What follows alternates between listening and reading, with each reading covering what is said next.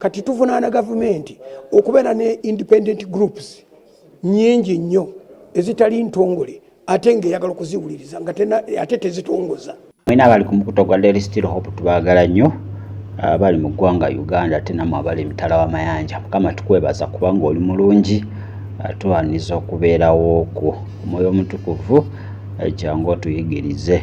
Tunyika buli kinoomu alaba eri awuliriza mu ndagaano y'omusaayi gw'omwana gw'endiga mu Kristo Yesu omwana wa Katonda omulamu tusabidde. Amiina era amiina. Kale kugambye ebiri mu paliamenti ye Uganda si birungi. Abamu nga bawagira etteeka bakazi okuba n'abasajja abangi, abamu nga baligaana. Ndowooza buli omu abadde alinze omusumba Sserwadda abeeko kikyayogera ku tteeka lino. So akakiiko ka Inter-Religious Council ng'era musumba Sserwadda ali omu ku bafuzi mwaka akakiiko nako kayitibwa bakabuuze kuba luli basooka kuyita bali abasumba bo bagendanga bo deni bano bayisa akakiiko abasumba abatuula ku Inter-Religious Council nabo boogere oba ensonga zaabwe ku tteeka lino eppya.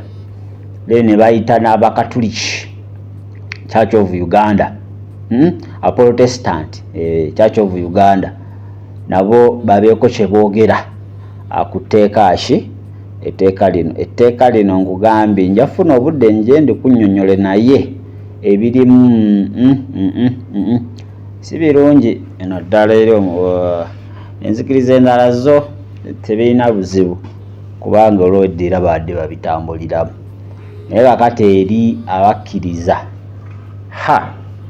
mulimu ebitali birungi. Mulimu akawanyira akagamba kasita okusinziira ku baleeta etteeka nti baagala nti kasita obeera owasa omukyala nyamba temukoze embaga kasita muzaala omwana we muti oba kasita afuna olubuto waati muba mufuuse bafumbo baba balina certificate muba mufuuse bafumbo baagala mbukendeeza bano abazaala mu baana b'abanne ne bakola ki ne babakasukawo n'ebitabo bingi nnyo nti omukyala omuwasa najja n'abaana be abaana nabo balina ofuna omugabo ogwenkana n'ababo b'ozadde. Omukyala kasita omuleeta namala emyezi 6 asimanyi nti wadde temunazaala ogamba nti mwawukane mugabaniramu wakati ebyo. Kale n'ebintu ebirala bingi etteeka lyetaaga kumala kwetegereza naye terinayita just bakyakuŋŋanya biteeso bamale ate balabe engeri gye bayinza okuba nga ate balitwalamu mu paliamenti. Kaakati musumba Sserwadda abadde alina byayogera ku tteeka lino ndowooza kamukuwe omwewulireeko ndowooza abangi gwe mubadde mulinda kiki kyayogera ku tteeka lino. Muwulirize mu dakiika ntono tukomewo tusobole okuba nga tetweyongerayo. Akakiiko ka Palamenti akagatta eby'amateeka n'ekikula ky'abantu bwe buli mu kulondoola ebbago ly'abafumbo limala Egibiru 2024 Palamenti lyeri mu kwetegereza mu budde buno era olwaleero basinkanye abakulira ekibiina ekigatta enzikiriza mu ggwanga ki Inter-Religious Council of Uganda okufuna ebirowoozo byabwe ku nsonga y'ebbago lino. Akakiiko kazze kasinkana abantu ab'enjawulo abawagira obufumbo bw'omusajja omu okubeera n'abakazi abasukka mu omu kuno nga kubaddeko omusumba Solomon Male, Martin Sempa n'abasumba abalala. Olwaleero omusumba Joseph Sserwadda nga yakulembeddemu aboogezi ku ludda lw'ekibiina kino abuulidde ababaka nti gavumenti yeevuddeko obuzibu bw'abasumba ekika kino okuvaayo n'endowooza bwe ziti kubanga beewandiisa nga bibiina bya bwannakyewa so si ddiini nga n'olwekyo bakola bye baagala. Why don't we do a broad provision the way we have done for the Muslims, because the Muslims were provided that Islamic marriages will be celebrated in accordance to their rights, beliefs and customs. Same with Hindu, same with Baha'i. Abantu abali mu bubiina ffenna bwe twasookeramu okutuuka lwe twaga no wabeerewo enzikiriza entongole mu Uganda ezimanyiddwa kati atali mulokole abeera independent. Kati tuvunaana gavumenti okubeera ne independent groups nyingi nnyo ezitali ntongole ate ng'eyagala okuziwuliriza ate tezitongoza. Ono agamba nti abantu ekikanga kino abeerimbika mu ddiini tebalina kuweebwa mwaganya kuyigiriza bintu byawukana na nzikiriza za ddiini. Bo tebakkiriziganya kintu kirala kyonna, basomesa byabwe. Kati ne banaagamba nga tugambe abamumuni nti balina abakazi bawasa abakazi 23, you have to accept kubanga they are independent of mainstream Christianity. Bano bagamba nti eddiini tekkirizangako musajja kuwasa mukazi asukkamu omu era nga ne mu Bayibuli mu bitabo by'endagaano empya byonna tewaliwo ekyogerebwa. Quote it verbatim so that you go and help us, because this is the message that people put outside there. Paul sharply rebukes a man who had carnal knowledge of his father's wife. This could not have been his biological mother but rather a stepmother. This indicates that polygamy was practiced in the New Testament. Our desire as IRCU is to give civil marriages and Christian marriages a chance to stay in their original form. Ate abakulira ekkanisa ya Uganda nabo nga balabiseeko mu kakiiko kano ku nsonga y'emu bawakanyizza ekyobufumbo bw'abakazi abangi okuba n'omusajja omu. We propose here that this honorable committee that the element of potential polygamous is deleted and maintained for customary marriages to avoid setting confusion in communities. Bano era baagala nga abantu basobola okufumbiriganwa wadde ng'enzikiriza za njawulo. That the words Christian man and Christian woman will be confusing to the public to mean that Christians can only marry Christians, which may impede freedom of marriage.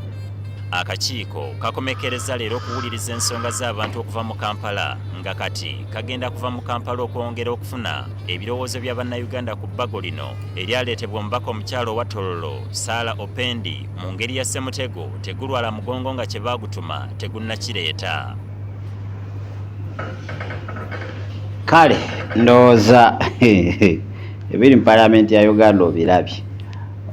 Mubaka oba kyatula kakiiko abadde asoma ekyawandiikibwa.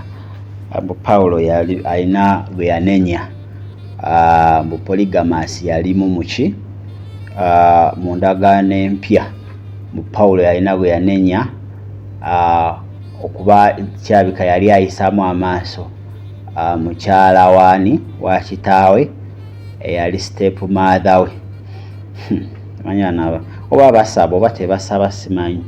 Abo bolaba abo n'omwaka gugwako nga takutte ku Bayibuli. Naye kakati bagendera ku society byekola ki byegamba kitegeera. Kakati ate n'abakyaki Uganda nabo baneewunyisizza nakyo kye baleese. Ndowooza olali netteeka buli omu akuba munne. Bo bagamba bajjewo kali nti atali mukristaayo tafumbirwa, omukristaayo tafumbirwa atali mukristaayo. Kubanga Bayibuli egamba nti temubawa abakyala baana bammwe alina mwe tumuwasangayo. Kati baagala kukaveewo nga osobola oba oli mulokole ng'okwasa omusamize tewali buzibu. Naye kati saa zino kyagamba waliwo obuzibu obuyinza okuziyiza nti omulokole alina afumbirwa mulokole. Kale lye tteeka eriri mu Paalamenti kyo kyekigenda mu maaso mu Paalamenti ya Uganda. Buli omu awaayo ebirowoozo by'okusinziira nga waamanyi oba nga walowooza nti we kirina okubeera. Naye ekizibu ekiriwo nti obubinja bungi mu kanisa obw'abalokole. Bannaaye buli avaayo naye atondawo ndi kakati ffe bagundi ffe abakulira abalokole. Buli omu n'atondawo ekibiina, faith movement, simanyi biki, buli omu. Kale buli omu ayagala afuge. Alina nnomu abatamanyi abali awo. Buli ekigaali kumba nti balinayo ku busente bajja.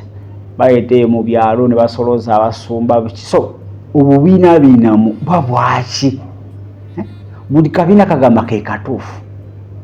Kale bagamba mu Paalamenti buli omu alina akabiina ke ayogera ng'ayogerera abalokole bonna oba abakristaayo bonna okwetooloola Uganda. Bw'aba ayogera talina kibiina ky'abalokole. kati n'obwo obuzibu buli awo, obuzibu bw'amaanyi nnyo okutondatondawo. Aye bagenda ne babuwandiisa mu gavumenti, ne gavumenti nayo nebawa olukusa URSB, bagenda ne bawandiisa obubiina bwabwe obwo.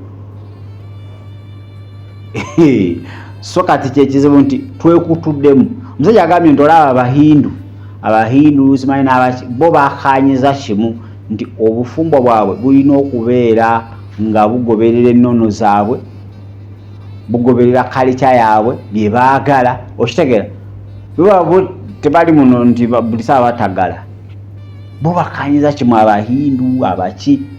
Naye kati n'abasiraamu kati obuzibu buli kuffe abalokole. Buli omu ayagala kulaba nga yategeerera omulokole, buli omu ayagala okulaba nga gwe bawuliriza. Bayibuli ne tukivaako, buli omu atandika okuleeta logiki, ow'ebitabo n'aleeta, alina abalokole abangi mu kkanisa n'aleeta, alina ekibiina kikulembera abalokole n'aleeta, ab'enzikiriza nabo ne baleeta. Kakati n'abo abakulira akakiiko mu Parliament nabo bagenda okutulaba. Kati sina balokole bagala nga confusion yetulimu yo tebagirabangako. Abenyini bajja kuteekamu ebyabwe bye baagala. Bijja kulaba ali ku fula ya Parliament ngo bintu bye basoma ate byewuunyisa nnyo. Gambe eno move n'ataaka sitaani target yonna yashi yakubanga amaka gasabula agateeke kuki, agateeke ku ttaka nga kuba ye pulaani ye. So tula amateeka ago gaba gakontana ne Bayibuli kikyegamba, naye abagapika era wo batunuulira bagawagira be bantu oba nga baaliko mu Kristo baabivaamu dda, oba abalala bano ba Antichrist. So tulina okubeera abeegendereza ennyo. Buli omu kaayogere byayogera, mujja biraba mu mawulire, mujja bisoma, mujja biwuliriza, naye ekisinga byonna gwe nga gwe omwoyo wa Mukama akugamba ki, ekiteeka kaba kiyise, naye gwe omwoyo wa Mukama akugamba ki. Osoma Daniel think chapter 3 tulaba Misaki, Sadraka ne Abedunego. Babiloni yonna yavunnama eri ekisiige oba ekibumbe Nabukaduneza kye yali yeekoledde. Yonna Babiloni ku ttaka, naye Danieli Misaki, Sadraka ne Abedunego bagamba ffe tetujja vunnama, ffe tugaanyi. Kati tuli kudda mu biseera ebizibu nga decision yo niwo ogamba nti otunuulira omulala yenna, ebintu tebikyagatta. Kati we tuli wano ebintu tebikyagatirako ddala n'omulundi n'ogwo, gwe mwennyini kati gw'olina oyimirira niweekola decision n'ogamba ensi yonna ng'evunnamye eri kusinza ki ekifaananyi, nze sijja obeere mu kasanvu. Kati gavumenti eyisiza etteeka kati katuwasenga oba omuntu n'atuula wansi n'aleeta n'ekiteeso nti omukazi abeere n'abasajja abasukka mu omu okuva ddi. So tulina okubeera abagezi. Ke kaseera kati buli mbuzi ku nkondo yaayo, embuzi n'endiga kati buli emu enoonya weegenda. Endiga zirigenda we zirina okubeera, n'embuzi tuziraba we zirina okukola ki, zirina okubeera. Naye nze ndi musanyufu eri abasumba bonna abatawagira kintu ekyo, wadde kirimu omusimbi, bakipisemu omusimbi, era toweewuunyanga kintu ekyo kituuse ku fula ya Parliament, ababaka ne babayiwamu omusimbi ne bayisa oguntu. Bangambye nti kano akaseera ke tulimu ogenda kukola okusalawo nga ggwe nga tokyatunulira authority oba omuntu yenna akwetoolodde. Otherwise wotaazukuke n'otandika luno olugendo lwogu pasono nga ye wajja ku nsoogu era ogenda kulutambula omu ng'omwoyo omutukuvu yakuyambye. Otherwise ebintu kati webiri byayonooneka dda. dda tuli mu biro bya luvannyuma nnyo.